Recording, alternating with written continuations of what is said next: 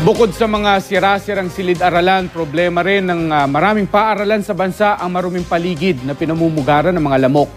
Kaya naman tinututukan din ngayon ang paglilinis sa mga paaralan, lalo na yung mga nakapagtala ng mataas sa bilang ng kaso ng dengue. Makibalita tayo kay Roland Umangay.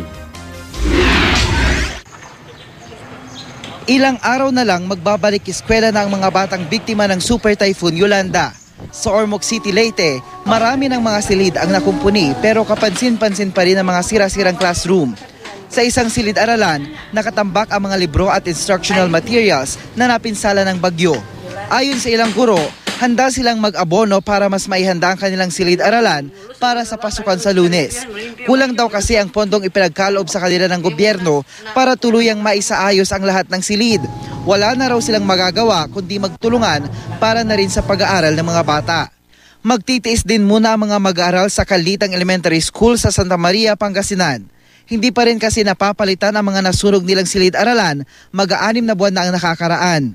Kaya sa open multi-purpose shed na muna magkaklase ang 3 seksyon ng grade 4 at grade 5. Tiis-tiis muna tayo kasi kahit anong gustuhin natin na i-house yung mga bata sa other classroom, wala talaga tayong ma-utilize na classroom kasi kukunti lang yung classrooms natin.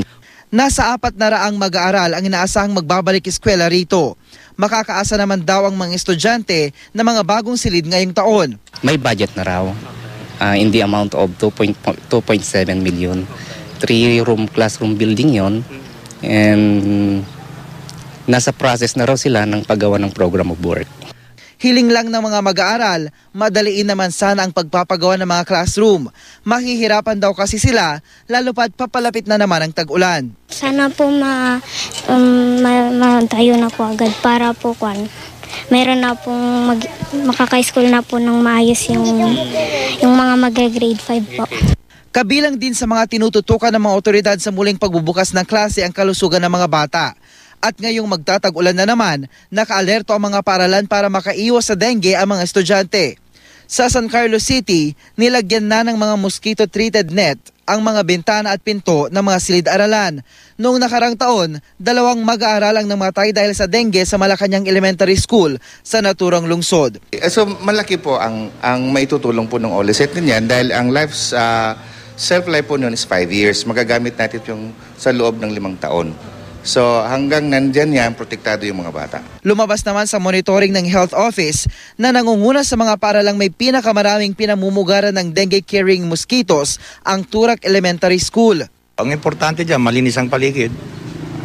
They should not go to the room having classes without cleaning first the vicinity of the school. Para at least, importante prevention palagi. Nagsagawa na rin ng cleanup drive at fogging operation sa ilang paaralang sinalanta ng bagyo para maitaboy ang mga lamok. Roland Umangay, Nagbabalita, Pilipinas.